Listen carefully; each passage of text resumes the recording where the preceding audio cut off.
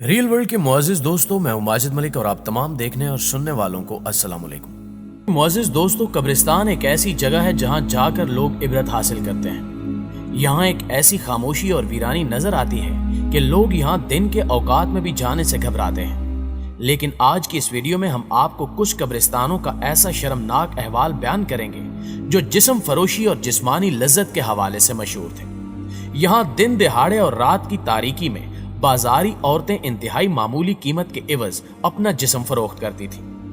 ये बदकारियां कहीं और नहीं बल्कि खाली मकबरों में अंजाम पाती थी।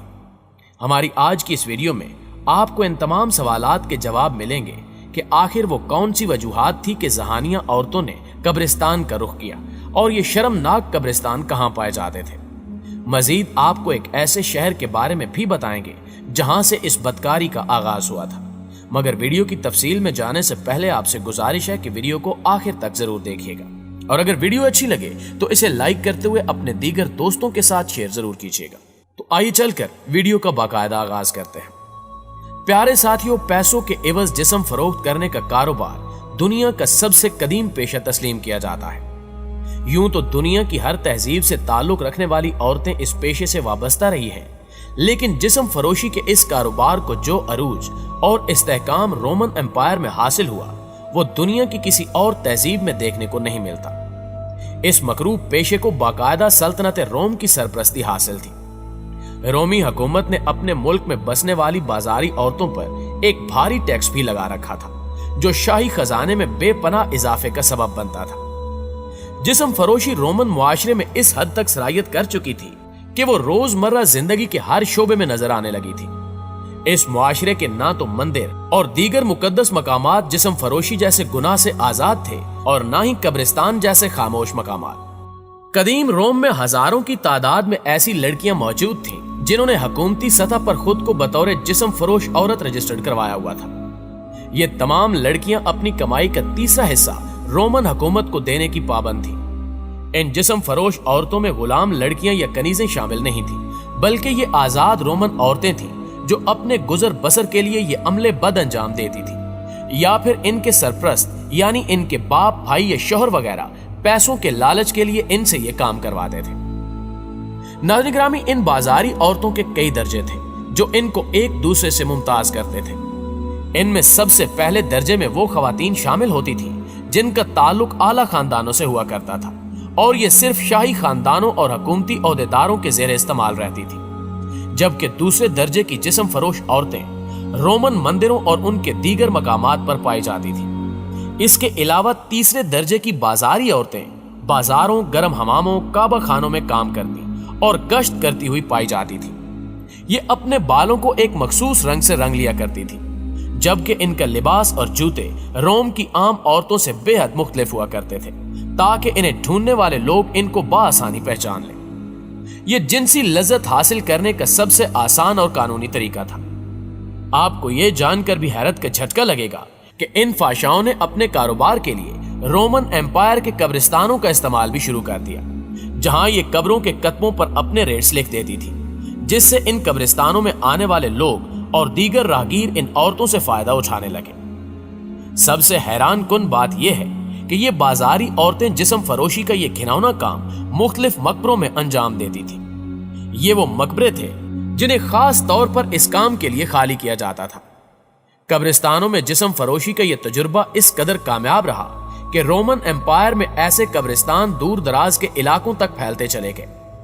कब्रिस्तानों में रहने वाली ये औरतें दिन के वक्त मरने वालों की कब्रों पर आहोजारी भी किया करती थी, जबकि रात के वक्त अस्मत फरोशी का ये कारोबार अपने अरूज पर रहता। कब्रिस्तानों में जिस्म फरोशी के इस काम का यह फायदा था कि ऐसा करने से इन बाजारी औरतों को हुकूमत से रजिस्ट्रेशन नहीं करवानी पड़ती थी और ना ही अपनी कमाई का तीसरा हिस्सा हुकूमत को देना पड़ता था। यह कारोबार इस कदर बढ़ता चला गया कि रोमन एम्पायर के कब्रिस्तान तदफीन की वजह से कम, जबकि ऐसी बदकारियों की वजह से मशहूर होते चले गए। नाज़रीन ग्रामी, अब आपको एक रोमी शहर के बारे में बताते हैं जहां से इस बदकारी का आगाज हुआ था।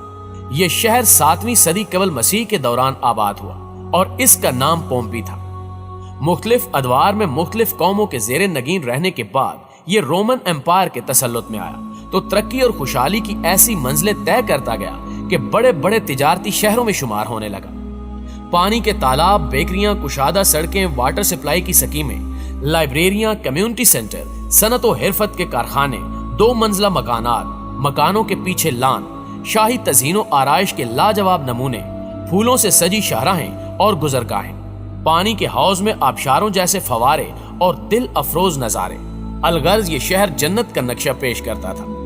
زیبرا کراسنگ کا آغاز بھی یہیں سے ہوا اور یہیں سے اجتماعی غسل خانوں، حمام اور مساج سینٹرز کے تصور نے جنم لیا، اور یہیں سے اس شہر کی بربادی شروع ہوئی کہ رفتہ رفتہ یہی اجتماعی غسل خانے اور مساج سینٹرز بے حیائی کے مراکز بننے لگے، جن میں مرد اور عورتیں اجتماعی غسل کرتے، جہاں رشتوں کا بھی کوئی لحاظ نہیں رکھا جاتا تھا، بلکہ جنسی ہوس پرستی میں یہ لوگ حیوانیت کی ہر حد پار کر چکے تھے۔ لیکن چونکہ دولت کی فراوانی تھی، کوئی روک ٹوک اور پابندی نہیں تھی، تالاب میں سبھی ننگے تھے، اس لیے بڑھتی ہوئی بے حیائی اور عام ہوتی بدکاری محسوس نہیں ہوتی تھی۔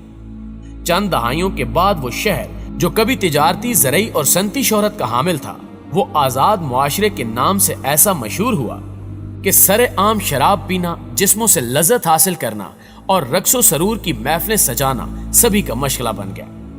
اسی پر بس نہیں ہوئی، بلکہ شہوت کو ابھارنے والے مرد و زن اور جانوروں کے ساتھ بدفعلی کے مناظر پیش کرتے مجسمے اور فاحش تصاویر جو کہ کھدائی کے دوران ملی، ایسی بےہودہ کہ ایک شریف آدمی اپنے پاس رکھنا تو درکنار، دیکھنا بھی گناہ سمجھتا ہے، وہ دیواروں پر لگائی جاتی تھی تاکہ دوسروں کو برائی کی ترغیب ملے اور شرم و حیا کا تصور ختم ہو سکے۔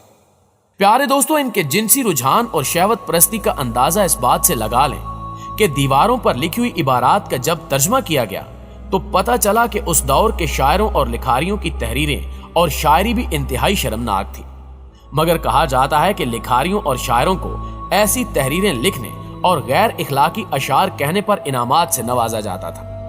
الغرض فحش گوئی اور بدکاری اس شہر کا عام مزاج بن چکا تھا، جس پر انہیں فخر تھا۔ یہ وہی شہر ہے جسے پومپی کہہ کر پکارا جاتا ہے۔ پومپی کی دیواروں پر لکھی غیر اخلاقی اور غیر فطری شاعری کی مثال ماضی و مستقبل میں کہیں نہیں ملتی۔ ماہرین کی ترجمہ کی گئی کئی عبارتوں کے مطابق دیوار پر کندہ تحریریں دراصل اس قوم کے چند شاعروں کی شاعری ہے جو انہوں نے فطرت کے اصولوں کے خلاف کی تھی۔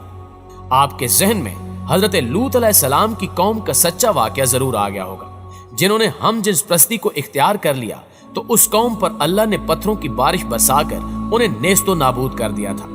مگر پومپی کے لوگ تو حضرت لوط علیہ السلام کی قوم کو بھی پیچھے چھوڑ چکے تھے، کیونکہ ان کے ہاں جانوروں سے بدفعلی بھی عام تھی۔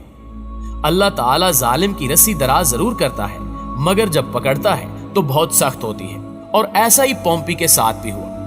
ایک آتش فشاں پہاڑ یعنی ماؤنٹ سویس کے دہانے پر واقع ہونے کے باوجود یہ شہر ہر چیز سے بے نیاز غلط کاریوں میں مصروف تھا کہ غضب الہی کی پکڑ میں آ گیا۔ آتش فشاں پھٹ پڑا اور لاوا بہ نکلا، جس نے دیکھتے ہی دیکھتے پورے شہر کو راکھ کا ڈھیر بنا دیا۔ 3 دن تک یہ آتش فشاں آگ اور لاوا اگلتا رہا اور پومپی کو صفحہ ہستی سے مٹاتا چلا گیا۔ ماہرین آثار قدیمہ کے مطابق کھدائی کے دوران جو چیزیں دریافت ہوئیں وہ آئندہ نسلوں کے لیے باعث عبرت ہے، کیونکہ کھدائی کے دوران ملنے والی لاشیں اسی حالت میں بے گور و کفن ملی ہیں جس حالت میں وہ اپنے آخری وقت میں تھے۔ جی تو معزز دوستو، یہ تھی ہماری آج کی ویڈیو اچھی لگے تو اسے لائک کرتے ہوئے اپنے دیگر دوستوں کے ساتھ شیئر ضرور کیجیے گا۔ انشاءاللہ آپ سے ملاقات ہوتی ہے اگلی ویڈیو میں، تب تک اپنا اور اپنے پیاروں کا ڈھیر سارا خیال رکھیے۔ اللہ نگہبان۔